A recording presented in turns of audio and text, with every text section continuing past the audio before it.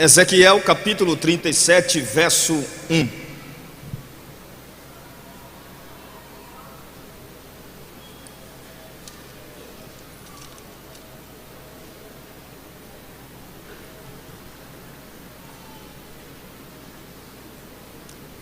Diz assim, nós vamos ler alguns versículos. Veio sobre mim a mão do Senhor, e Ele me levou pelo Espírito do Senhor, e me deixou no meio de um vale, que estava cheio de ossos, e me fez andar ao redor deles, e eram muito numerosos na superfície do vale, e estavam sequíssimos. Então me perguntou: filho do homem, acaso poderão reviver estes ossos? Respondi: Senhor Deus, tu o sabes. Disse-me ele: profetiza a estes ossos, e dize-lhes: ossos secos, ouve a palavra do Senhor. Assim diz o Senhor Deus a estes ossos: eis que farei entrar o Espírito em vós, e vivereis. Porei tendões sobre vós, farei crescer carne sobre vós estenderei pele, e porei em vós o Espírito e vivereis, e sabereis que eu sou o Senhor. Então profetizei segundo me for ordenado. Enquanto eu profetizava, houve um ruído, um barulho de ossos que batia contra ossos e se ajuntava, cada osso ao seu osso. Olhei, e eis que havia tendões sobre eles, e cresceram as carnes, e se estendeu a pele sobre eles, mas não havia neles o Espírito. Então ele me disse: profetiza ao Espírito, profetiza ó filho do homem, e diz-lhes: assim diz o Senhor Deus, vem dos quatro ventos o Espírito, e assopra sobre estes mortos para que vivam. Amém? Podeis fechar sua Bíblia. Queridos irmãos, estamos aqui diante de um texto, acredito eu, bastante conhecido pelos irmãos. Esse texto é um texto que fala sobre a visão de Deus ao profeta Ezequiel. Ezequiel, que é um profeta do exílio, do cativeiro. O profeta Ezequiel foi levantado por Deus dentro do cativeiro, no exílio de Judá, na Babilônia.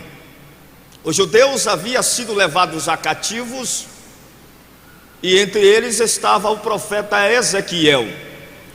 Os estudiosos dizem que o profeta Ezequiel, ele foi levado a cativo na primeira invasão que o exército de Nabucodonosor fez em Jerusalém.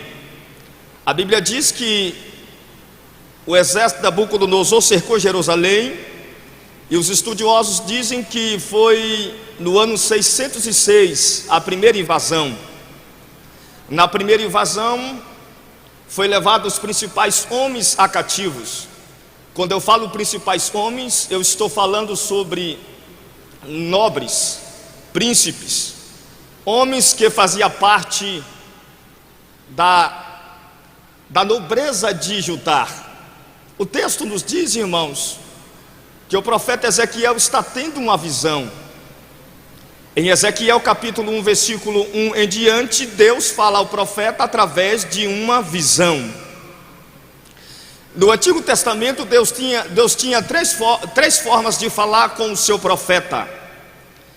A primeira forma, Deus falava através de sonhos. A segunda, através de visões. A terceira, Deus vinha falar com o seu profeta ou enviava o seu anjo que o representava. A Bíblia diz que o profeta Moisés vai falar com Deus, e Deus disse: Moisés, Se tiver algum profeta no arraial de Israel, eu vou falar com ele ou através de visões ou em sonhos. Mas a ti, profeta, eu falo face a face, boca a boca. Em outras palavras, Deus está dizendo ao profeta: vou falar contigo pessoalmente. A Bíblia diz, irmãos, que Deus fala com o profeta Ezequiel no cativeiro, em Ezequiel capítulo 1, versículo em diante. E os estudiosos dizem que Ezequiel fazia 5 anos que estava no cativeiro. Ele estava completando 30 anos de idade. E a Bíblia diz que o céu se abre sobre o profeta, sobre a cabeça do profeta, e a voz de Deus fala com o profeta.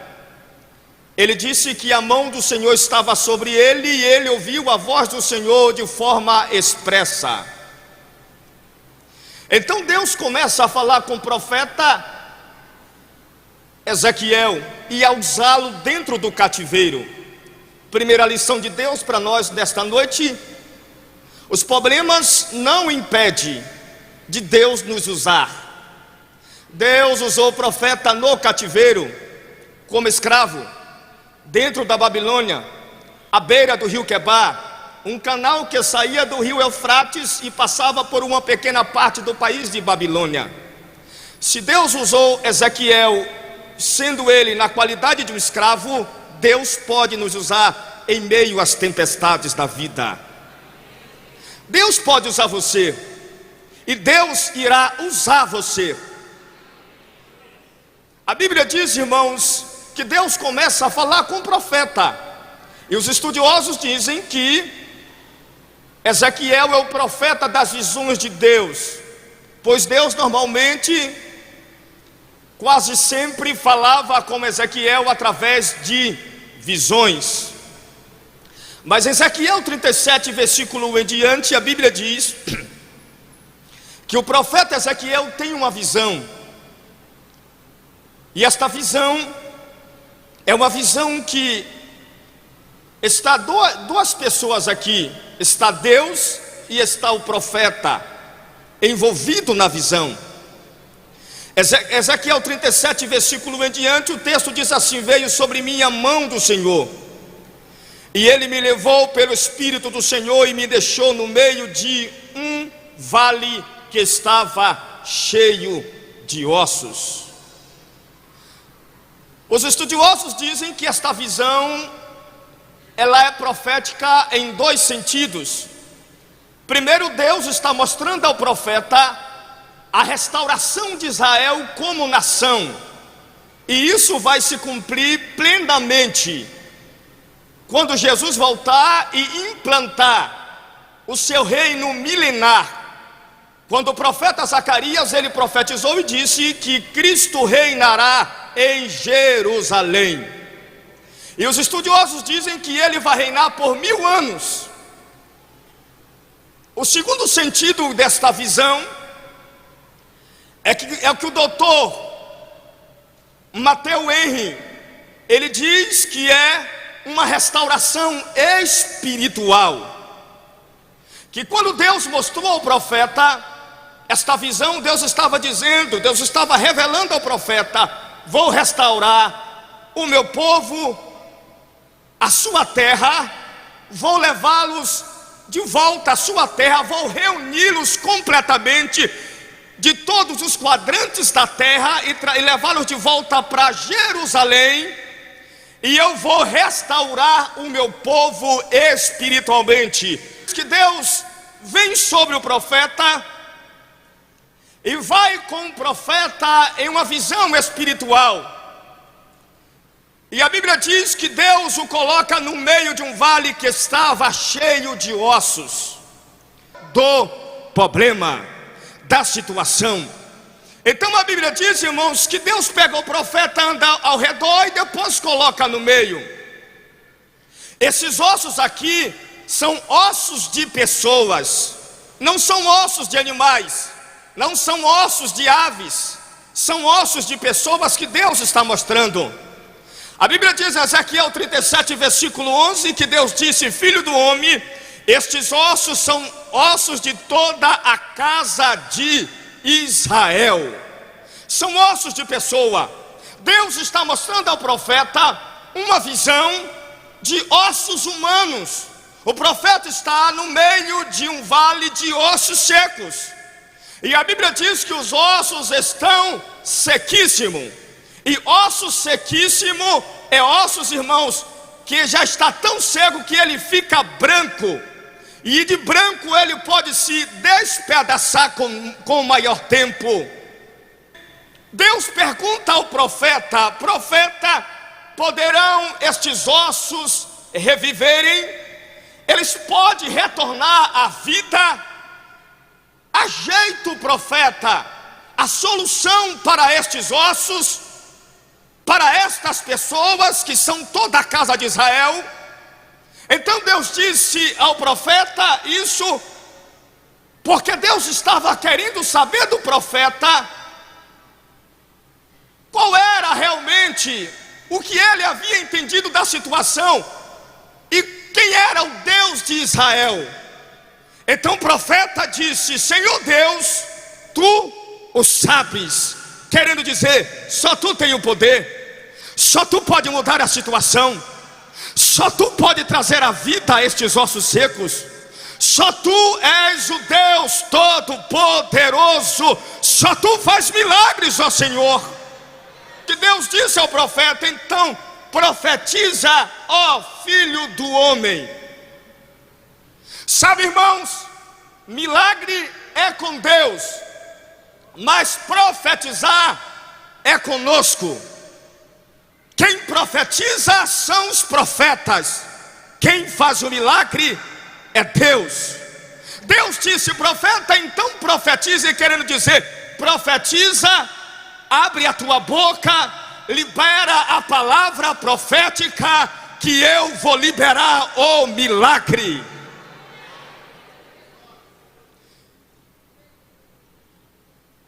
Mas o que nos chama a atenção no texto, irmãos, é que primeiro são ossos de pessoas. Segundo, é que os ossos perderam quatro coisas. A primeira coisa que os ossos perderam foi a pele. A segunda, a carne. A terceira, os nervos. A quarta, o espírito. E é sobre estas quatro coisas que eu quero me deter por algum tempo. Porque Deus está dizendo aqui que Israel é composto de 5 coisas. Primeira coisa, carne. Primeira coisa, pele. Segunda, carne. Terceira, nervos. Quarta, ossos. E quinta coisa, o espírito. Israel perdeu a pele, Israel perdeu a carne, Israel perdeu os nervos, e Israel perdeu o espírito, e ficou somente ossos sequíssimos. Então a Bíblia diz, irmãos, Ezequiel 37, versículo 11, que Deus disse: olha Israel, olha Ezequiel, o povo de Israel está dizendo que os ossos deles se secaram e a sua esperança pereceu. Em outras palavras, Deus está dizendo: eu te trouxe aqui, profeta, para o meio desses ossos, para você ser porta-voz da minha mensagem, para você ser agente de milagre aqui no meio desses ossos. Eu te coloquei no meio dos ossos porque eu quero fazer milagres, mas eu não faço milagres sem a cooperação dos meus instrumentos. Tu és um profeta, tu és um instrumento, e eu irei te usar, Ezequiel, no meio desses ossos secos. Não me entendi, pastor? Deus está dizendo para você que esta situação, que este lugar, que este momento da sua vida não é momento para você ficar calado, é momento de você abrir a sua boca, porque Deus está querendo usar você na sua casa, na sua família, no meio desta tempestade, no meio desta situação. Deus quer mudar o quadro, Deus quer agir, mas Deus age quando nós somos bocas proféticas de Deus aqui na terra. É quando você abre a boca que Deus começa a agir. A restauração é espiritual e é nacional. Espiritualmente, Israel havia perdido a pele, a carne, os nervos e o espírito. Vivemos em um momento espiritual em uma atmosfera espiritual crítica, muitas vezes difícil. Os nossos cultos, muitas vezes nós temos que ter alguma estratégia para ver se o povo entra no clima da adoração, se entra debaixo da nuvem da glória de Deus. A primeira coisa que Israel perdeu foi a pele. E o que é pele? Pele, irmãos, é nada mais, nada menos que um tecido que nos transmite sensibilidade. É aquela parte que quando alguém toca em você, um alfinete, alguma coisa, alguma pessoa, quando o vento toca em você, você sente, porque você tem a pele, o tecido humano. Espiritualmente, o que é que quer dizer isso para nós nesta noite? Não podemos perder a sensibilidade a Deus. Aquela parte da nossa vida espiritual, aquilo que nos faz sentir a presença de Deus no cantar de uma criança, no hino em casa, no hino dentro do carro. Estamos em uma época tão difícil que muitas vezes, em muitas pessoas, elas vêm para o culto e não conseguem sentir algo de Deus na sua vida, porque falta sensibilidade à presença de Deus. Jó disse: Deus passa pela minha frente e eu não vejo, Ele passa pela minha esquerda e eu não percebo. Jó ficou insensível. Precisamos de sensibilidade. Muitas vezes, para as pessoas em um culto sentir a presença de Deus, tem que se usar estratégias, coisas, para ver se ela abre o coração, a sua alma, para sentir Deus, para ser tocado por Deus. Isso não passa de artifícios, de emocionalismo. E toda pessoa que perdeu a sua sensibilidade, isto significa que a sua comunhão já não existe ou está muito fraca com Deus. E se formos fracos em comunhão com Deus, seremos fracos em tudo. O problema muitas vezes não é o pregador, não é o cantor, não é quem está ministrando, não é quem está dirigindo o culto. O problema às vezes e muitas vezes, irmãos, é quem está cultuando. Precisamos de sensibilidade. Pessoas que vêm ao culto e parece que não está no culto. Sabe, irmãos, a Bíblia diz que Deus é onipresente. E onipresente significa Deus está presente em todos os lugares ao mesmo tempo. Mas em Apocalipse capítulo 3, versículo 20, havia uma igreja. E quando eu falo igreja, eu não estou falando igreja de igreja como estrutura.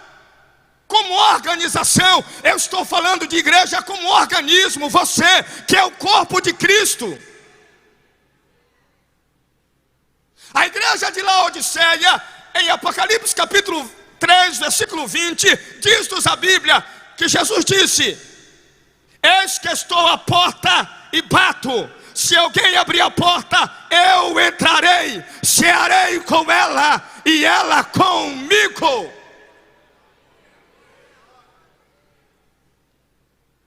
Aquela igreja estava insensível. Aquela igreja não conseguia sentir a presença de Deus. Sensibilidade é aquilo que faz você sentir a presença em qualquer lugar, aonde você estiver. Você sabe que Deus está com você. Você começa a orar e você sente Deus com você. Isto é sensibilidade à presença de Deus.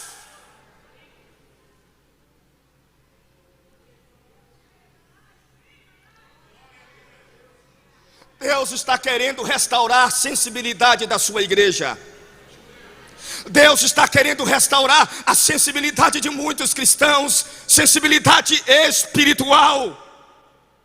O Espírito Santo quer lhe dar novas experiências. Deus está querendo andar com você e fazer com que você sinta Ele com você.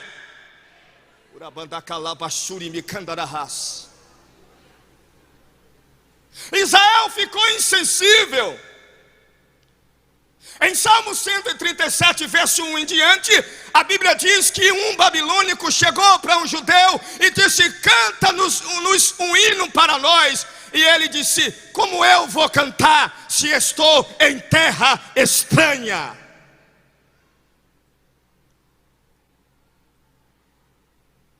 Tem gente, irmãos, que não tem prazer de estar na casa de Deus, de estar nos cultos.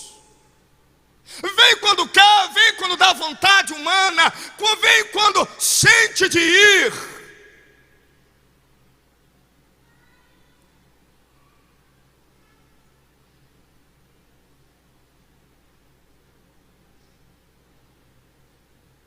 Para você sentir a presença de Deus, você não precisa de um pregador vir de fora, de longe. Porque sensibilidade é algo pessoal, individual.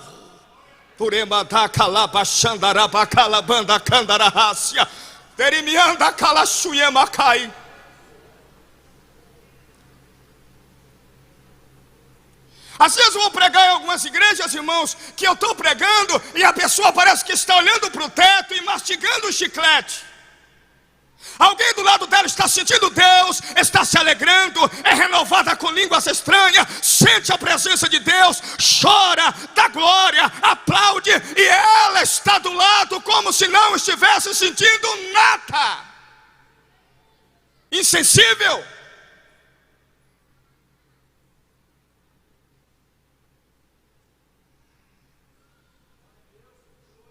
Esta noite eu vim aqui para dizer para você que Deus está querendo nos dar uma comunhão profunda, uma sensibilidade.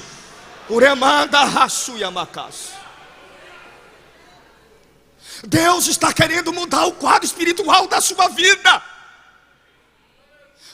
Vai pecar, o Espírito Santo toca, ele sente, mas ele resiste.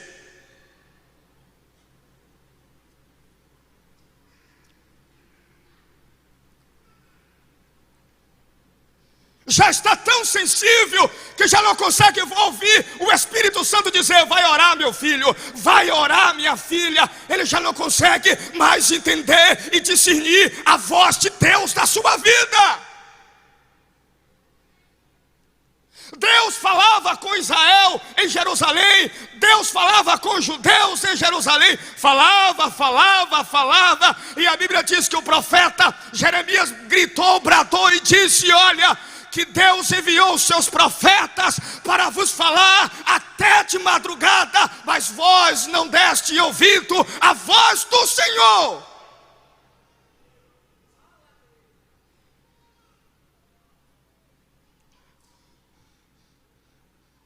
Que saudade, irmãos, do meu tempo de garoto, que não havia alta tecnologia como há hoje, mas a gente adorava, a gente orava, e saía de lá alegre com a presença de Deus em nossa vida.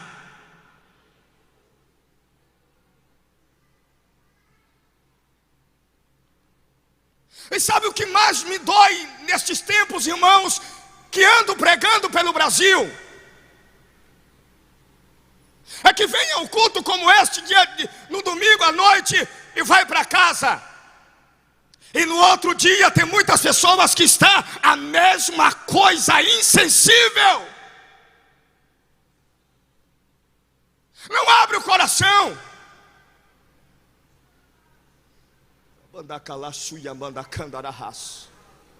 Deus está querendo mudar a sua vida espiritual. Antes de Deus querer mudar a sua casa, a sua família, a vida do seu marido, Deus está querendo te encher do Espírito Santo.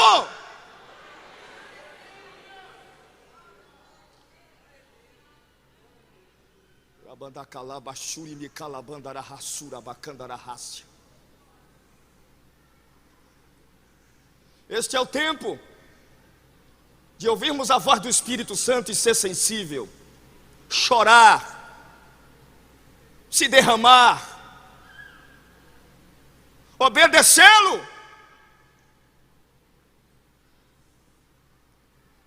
Aqueles ossos não sentiam mais nada, porque não tinha sensibilidade. Israel estava insensível a Deus.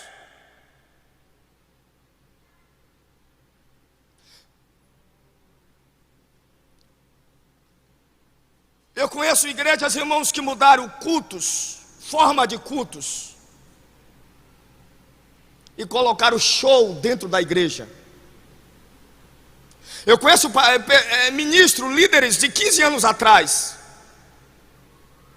há 15 anos atrás, e hoje, a igreja dele, o culto dele não passa de um show. Quando era uma igreja pequena, quando era uma igreja iniciando,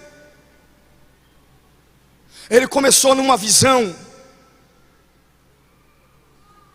Lá na frente ele mudou a sua visão.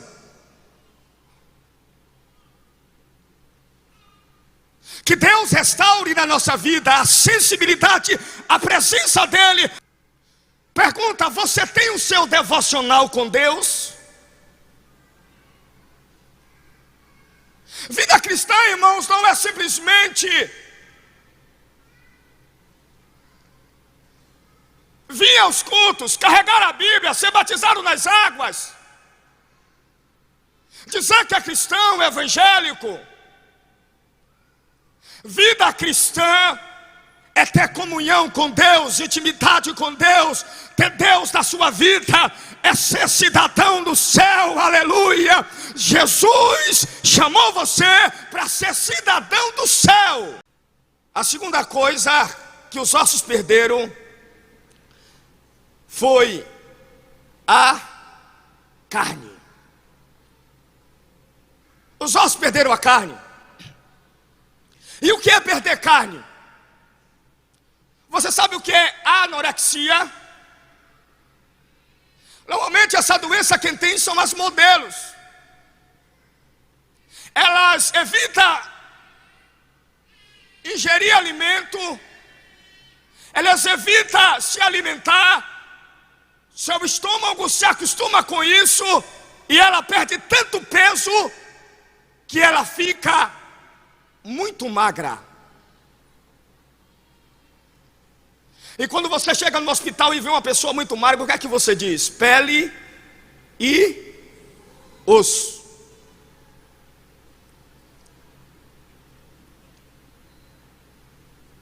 Você sabia que a carne é a beleza do seu corpo? Se falta carne no seu corpo, você perde a sua beleza humana.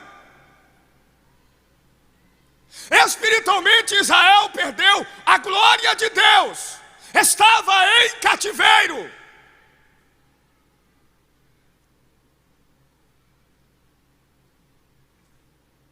Sabe, irmãos, a glória de Deus é a beleza da igreja.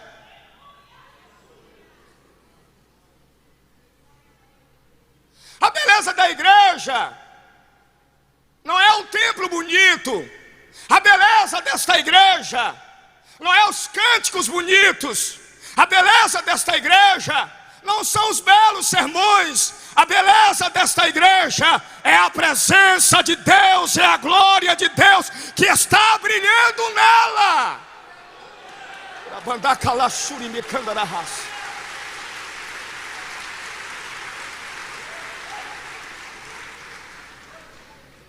Você vem ao culto, você se arruma, passa a sua maquiagem, arruma bem o seu cabelo, veste uma bela roupa, aparentemente está bonito, está bonita.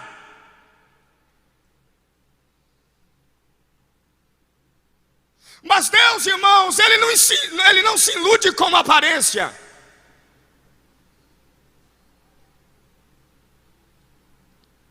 Satanás, ele não se ilude com a aparência. O diabo não tem medo de roupa de nível superior.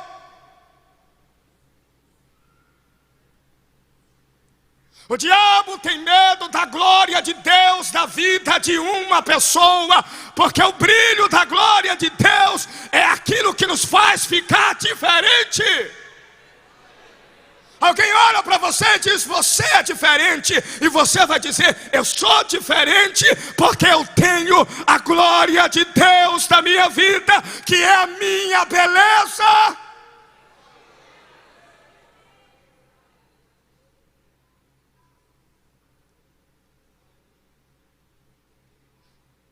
Tem pessoas que é bonito por fora e feio por dentro. Está vazio de Deus. Está à beira de uma depressão, triste, à base de angústia, mas crente que tem a presença do Espírito Santo no seu coração, que é cheio da glória de Deus, que tem um brilho da glória de Deus, ele está em sintonia com Deus, e a beleza de Deus está na vida dele.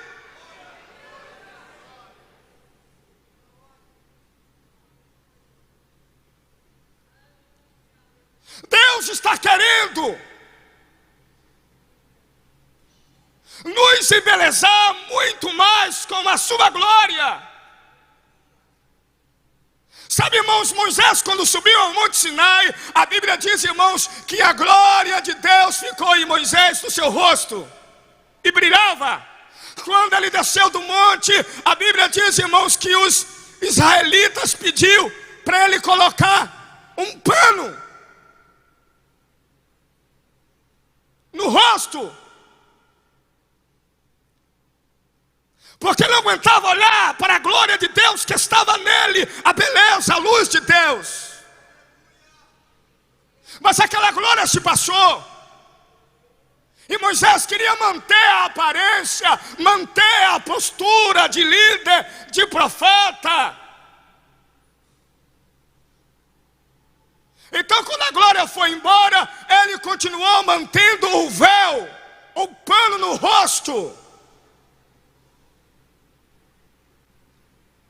Mas Deus não se engana. Ele sabe quem tem a glória e quem não tem.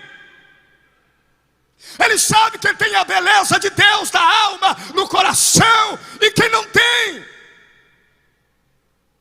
Você veio aqui esta noite e eu vim como mensageiro de Deus para dizer para você que o mais importante na sua vida é a presença, é a glória, é a beleza de Deus.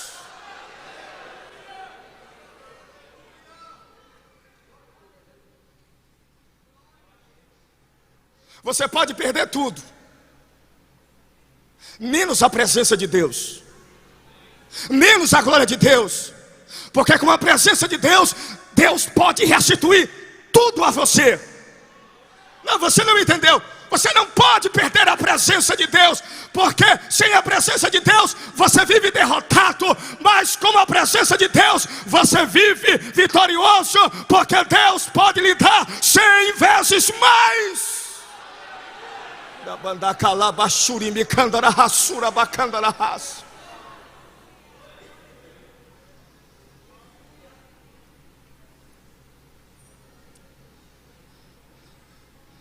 Jesus disse: eu sou a luz do mundo, quem me segue não andará em trevas, mas terá a luz da vida. Vós sois a luz do mundo.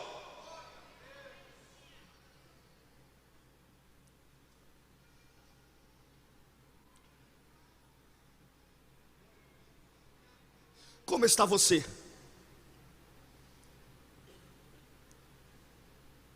Ah, pastor, estou muito bem, eu estou empregado. Ah, pastor, meus negócios vão bem. Ah, pastor, lá na faculdade vai começar as aulas, está tudo bem. Não estou falando como está você, como está a sua alma, como está o seu coração.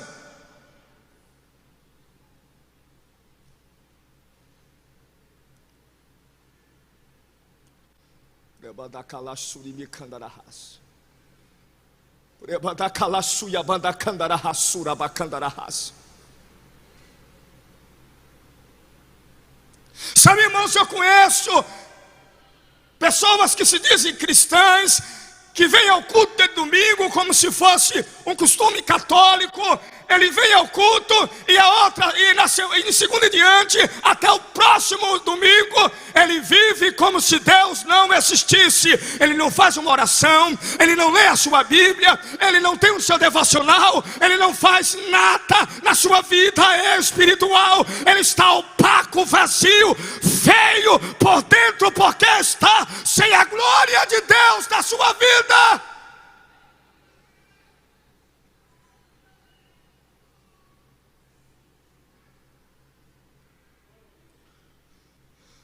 Deus quer fazer um milagre na sua vida.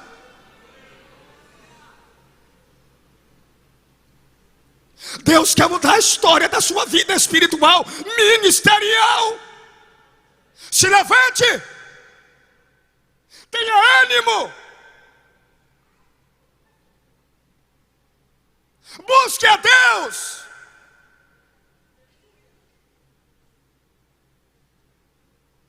Não fique sem a beleza da presença, da glória de Deus.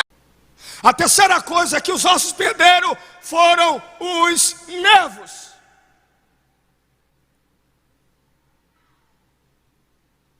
Os nervos, irmãos, é aquilo que liga um osso no osso, que sustenta o esqueleto humano. Os nervos é aquele que mantém você de pé. Sem os nervos, você pode ficar paralítico com alguma deficiência física.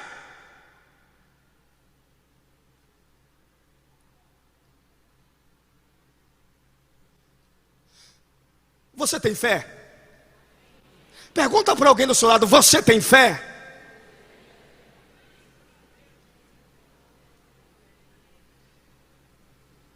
Sabe, irmãos, os nervos aqui é um símbolo da fé. Mas eu não estou falando de fé para milagres. Eu não estou falando daquela fé que você crê que Deus vai te dar vitórias. Eu estou falando da fé para salvação, que mantém você de pé. Que você pode dizer: se Jesus vier agora, eu subirei, porque eu tenho fé, estou vivendo em comunhão com Ele.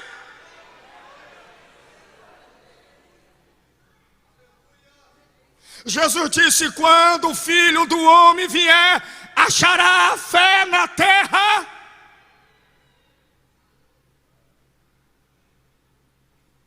Já tem pessoas que já perderam a sua fé há muito tempo, mas está no culto, mas já perdeu a sua fé. Por quê, pastor? Porque quem tem fé em Cristo persevera até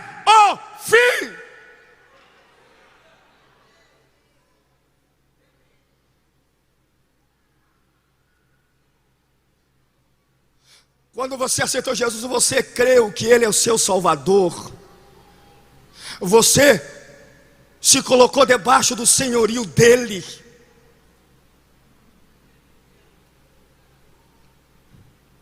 E isso fez você buscá-lo, adorá-lo, estar na presença dEle. É esta fé que me refiro. Você creu.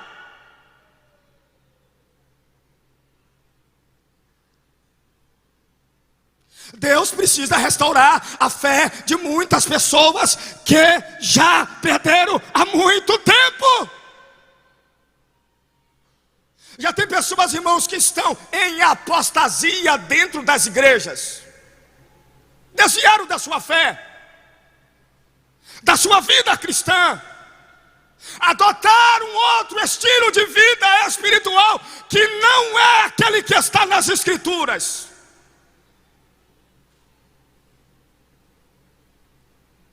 Fisicamente, aparentemente vai tudo bem, mas espiritualmente vai tudo mal.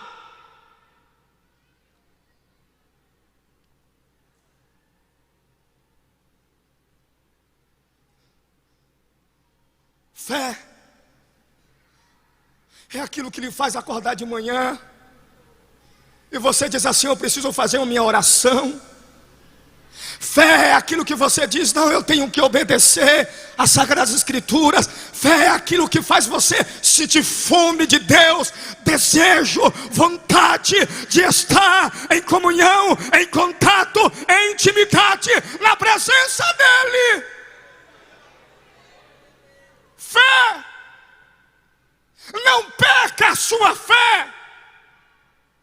Não deixe a sua fé por nada. Não troque a sua fé por outra coisa. Mantenha-se de pé. E isso só é possível com fé.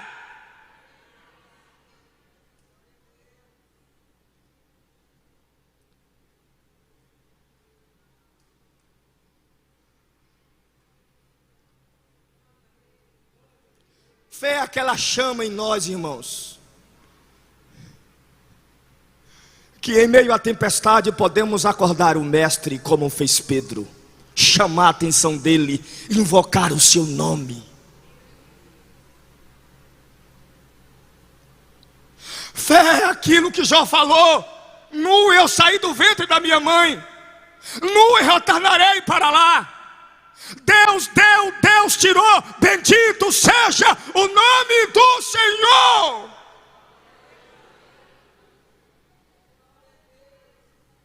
Não desista, não desista, tenha fé em Cristo, Ele te levará à vitória e ao céu de glória. A quarta coisa que os ossos perderam foram o Espírito. Quando o profeta profetiza, irmãos, vem a pele, forma-se a carne, e vem os nervos e juntam um osso ao outro. A Bíblia diz, no versículo 7 do capítulo 37, então profetizei, segundo me for ordenado, e enquanto eu profetizava, houve ruído, um barulho de ossos que batia contra ossos, e se ajuntava cada osso ao seu osso. Quando ele profetizou, estendeu-se a pele, formou-se a carne, criou-se os nervos. Mas a Bíblia diz, irmãos, que não havia o Espírito. O Espírito é a vida.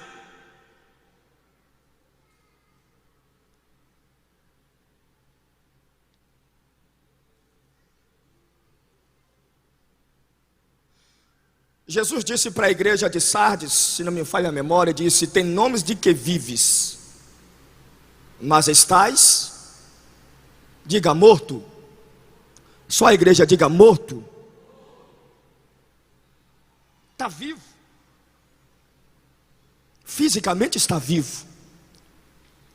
E espiritualmente, como é que você está? Está vivo?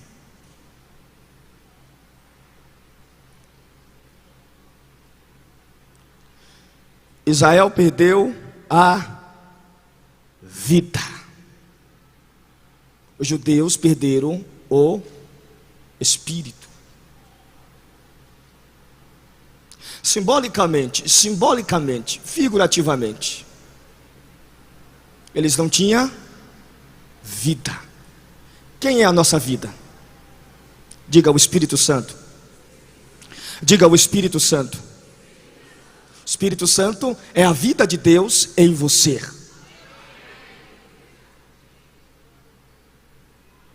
É Ele que nos faz estar vivos diante de Deus. Sem o Espírito Santo, você não tem vida diante do Pai. Ele é a vida de Deus em você.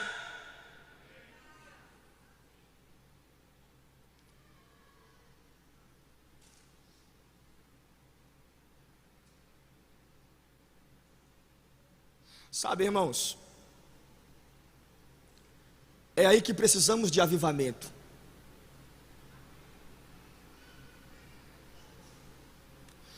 Quando a gente já não tem mais ânimo para as coisas de Deus,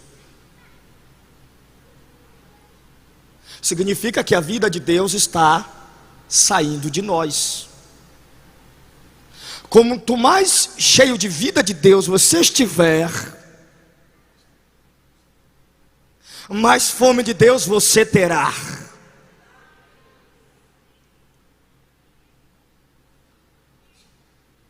Quanto mais a vida de Deus, o Espírito Santo, encher você da presença dEle, mais você vai ter vontade das coisas do céu.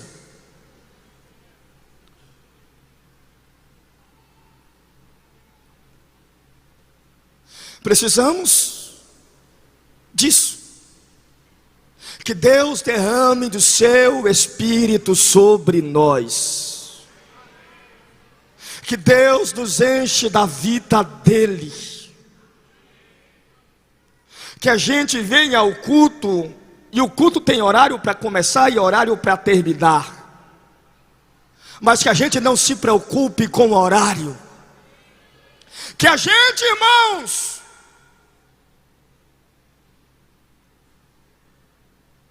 tenha sede de Deus. Como Davi disse, assim como as costas anseiam pelas águas, assim a minha alma tem sede de ti, ó Deus da minha salvação.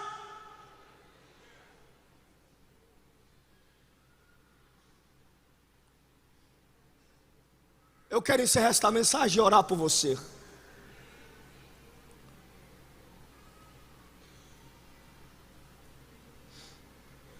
Paulo disse que se nós esperamos em Cristo somente nesta vida, somos os mais miseráveis dos homens. Estamos aqui de passagens, irmãos. Nós saímos do Egito, estamos caminhando pelo deserto e vamos chegar na Canaã e teremos um descanso eterno.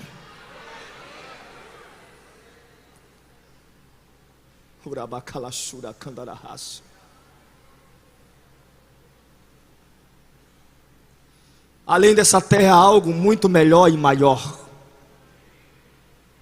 As coisas aqui são passageiras. Buscai o reino de Deus e a sua justiça, e as outras coisas vos serão acrescentadas. Você precisa da vida de Deus em você. E a vida de Deus é o Espírito Santo em você.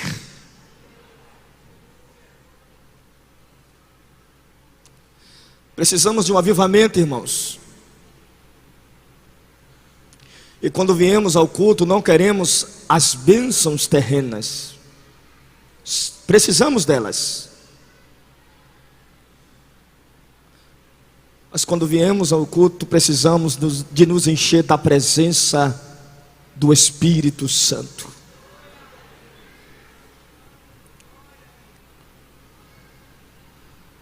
Ezequiel profetizou e a Bíblia diz que o vento soprou dos quatro cantos da terra e colocar aquelas pessoas em pé, vivas.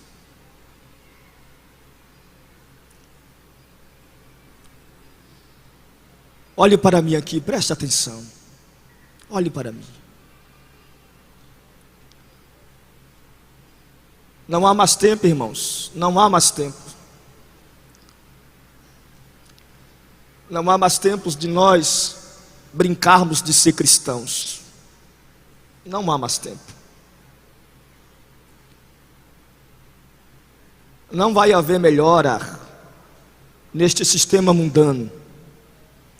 As coisas vão piorar no sistema mundano. Precisamos estar cheios da vida de Deus.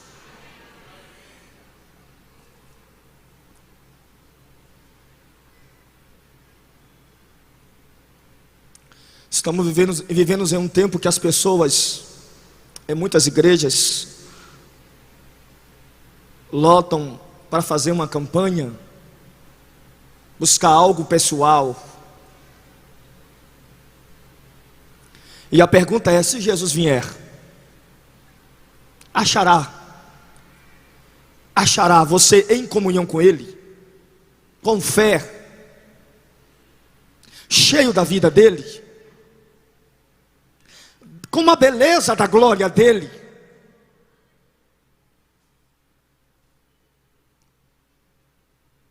Você precisa hoje fazer uma análise da sua vida espiritual e moral,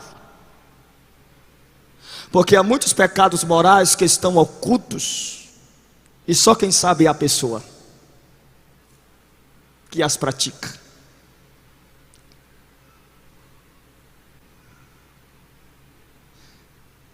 Vim trazer esta palavra de reflexão para você, dizer para você que Deus quer restaurar a sua vida espiritual por completa.